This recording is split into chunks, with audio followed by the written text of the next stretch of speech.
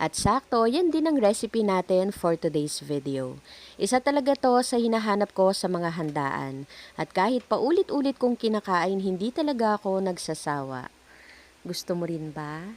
Tara, luto tayo. At sa recipe nga natin sa biko, una ko na palang isinaing dito yung malagkit na bigas. 1/2 kilo po pala yan. After maluto ng malagkit na bigas, next na natin gagawin yung latik. Ito yung ilalagay natin na toppings dito sa gagawin nating biko. After maluto ng latik, isalin lang natin yan sa isang lagayan, then iseparate natin yung langis na nakuha dito sa pagluluto ng latik. At sa pagluluto nga po ng biko, bali ito yung pangalawang paraan ng pagluluto na alam ko.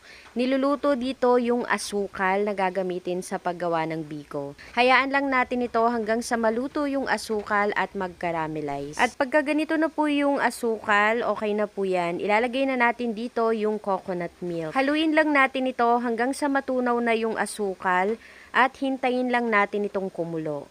Once na kumukulo na, ilalagay na natin dito yung sinaing na malagkit kanina. After nating mailagay yung malagkit na bigas dito sa ating nilutong asukal at gata, haluin lang natin ito ng tuloy-tuloy. At pagka ganito na po